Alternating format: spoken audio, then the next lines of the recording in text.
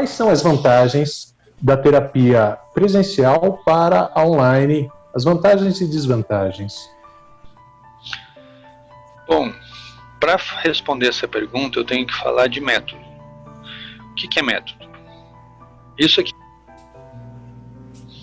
Essa é a parte mais importante quando a gente fala de terapia online. Porque é o mais perto que a gente tem da terapia presencial, que é o contato olho no olho. Com o paciente. Isso é vital em qualquer terapia. Quase quebrei meu óculos, mas deixa quieto. Isso é a parte mais importante de processo terapêutico. Entendeu? Porque o terapeuta não está só escutando, ele está vendo, ele está ouvindo, ele está sentindo, ele está vendo a postura da pessoa, ele está vendo os trejeitos da pessoa. Tudo isso conta. A forma dela se apresentar, a forma dela se vestir. A pessoa está de maquiagem, não está de maquiagem, está com o cabelo penteado, não está com o cabelo penteado. Tudo isso traz para um terapeuta observador uma informação sobre aquela pessoa. Isso no âmbito presencial. No âmbito online, a gente tem dois tipos de paciente. Aquele que entende que ele está num compromisso, então ele vai se arrumar da mesma maneira, vai se maquiar, vai se vestir, vai pentear o cabelo. Tem uns até que tomam banho antes da terapia, bem legal. Então assim, a pessoa vai agir como se ela estivesse realmente indo para um compromisso, mesmo que ela não esteja saindo de casa. E tem aquele que você vai fazer a chamada, a pessoa está deitada na cama, de pijama muitas vezes, ou está em casa com criança correndo, cachorro no colo.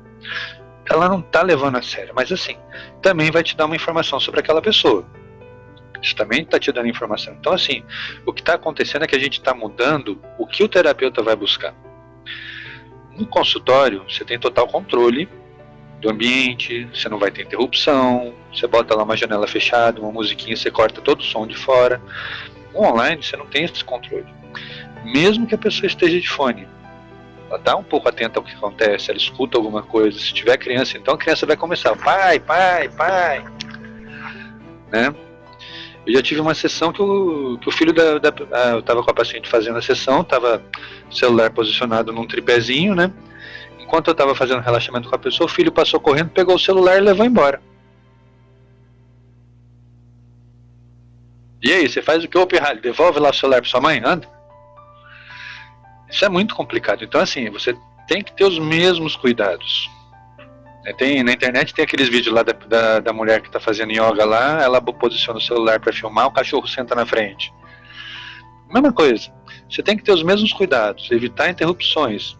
Ah, mas tem criança em casa, então faça no momento em que ou que a criança não esteja em casa, esteja com alguém, ou que tenha alguém mais na casa que possa olhar a criança, ou no momento em que a criança esteja de repente dormindo, esteja fazendo uma atividade, você vai fazer o seu compromisso. Fala, Marco. Essa necessidade veio numa hora que a gente não estava tão adaptado, então a gente não tem uma salinha de videoconferência em casa. Eu acredito que os próximos lançamentos imobiliários já terão esse tipo de... se eles forem espertos, sim. Sim. Então tá todo mundo sujeito a isso aí mesmo, né? O pessoal vem, coloca de qualquer jeito. Pouca gente tem suporte, tripé de celular em casa, né? Sim. Mas você sabe que a minha primeira live, sabe como é que eu posicionei o meu celular?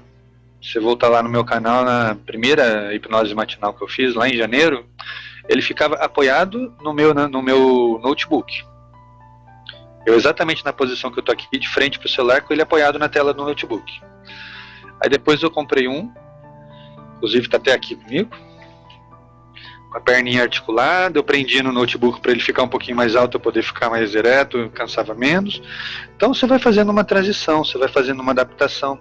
Então a primeira sessão que você faz de uma terapia online hoje em dia, eu digo para você, ela é perdida em termos terapêuticos. Por quê? Você vai trabalhar isso com a pessoa. Esse preparo, essa ambientação, entendeu? Naquele período ela tem que ter o mínimo possível de interrupções. Pode acontecer.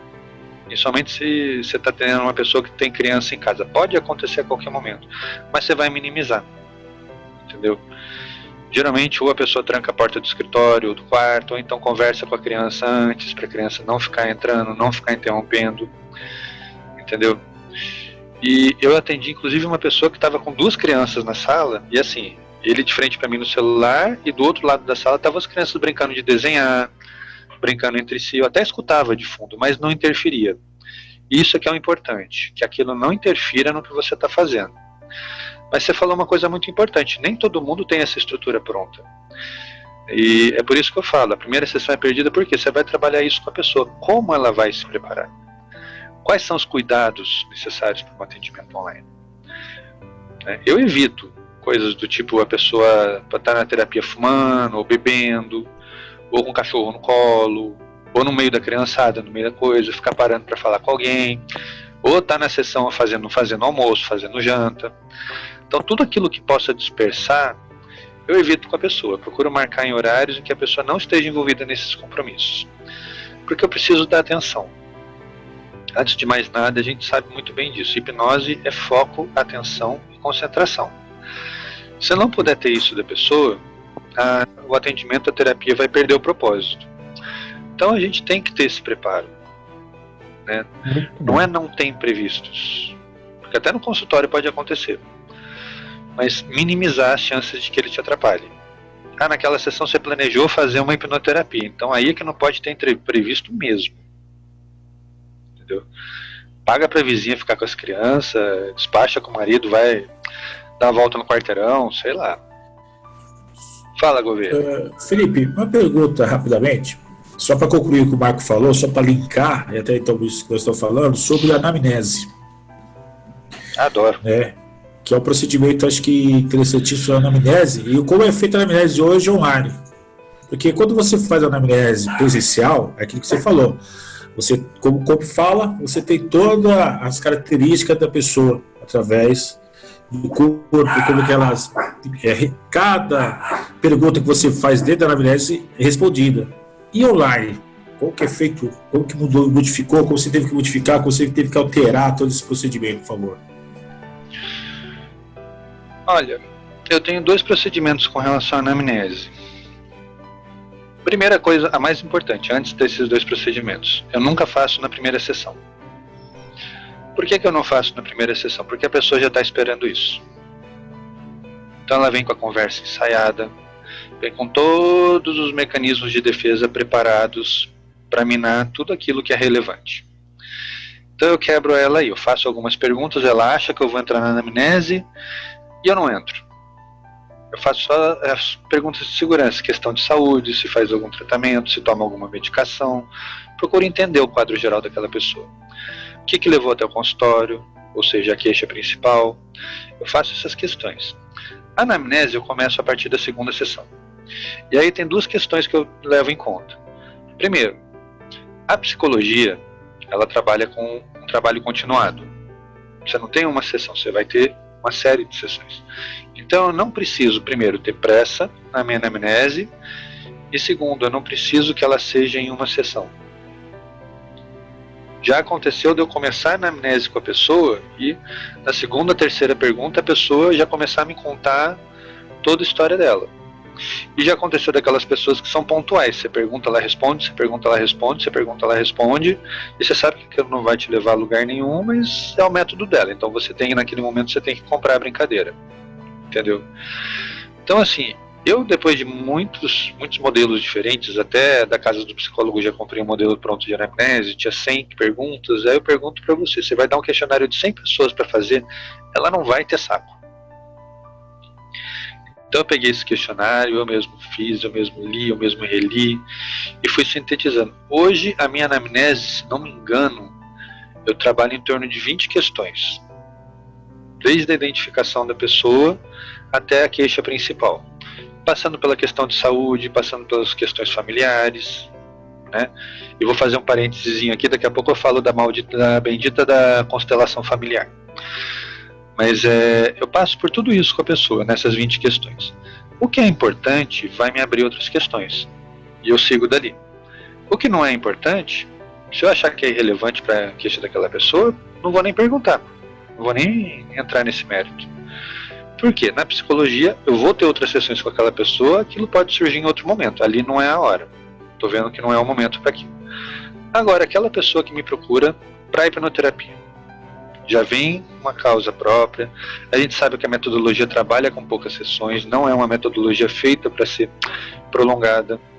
Então esse sim, eu tenho que fazer a anamnese o mais breve possível. E eu procuro fazer de uma forma breve.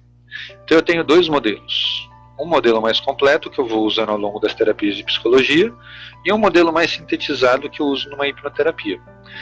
Porque a pessoa que busca a hipnoterapia, ela já tem a queixa formalizada, ela já está com aquilo na mente. Eu quero melhorar meu foco nos estudos, eu quero parar de fumar, eu quero parar de beber, eu quero ir melhor na cama, quero resolver meu problema de ejaculação precoce. Né? Então, assim, a pessoa já chega para você com o pacotinho pronto, te entregando. Você não pode recusar esse presente. O que eu faço? Não sei se alguém aqui tem formação em coach. Eu fiz depois de uns anos e enriqueceu muito o meu trabalho dentro da psicologia. Porque o coach, a primeira sessão do coach, é só para você estabelecer o objetivo do trabalho. E por mais que isso já fosse óbvio no processo terapêutico, eu percebi que nem sempre isso fica óbvio para o paciente. Então eu passei a adotar muito da linguagem do coach dentro da psicologia. Então a primeira sessão eu estabeleço com a pessoa como eu vou trabalhar.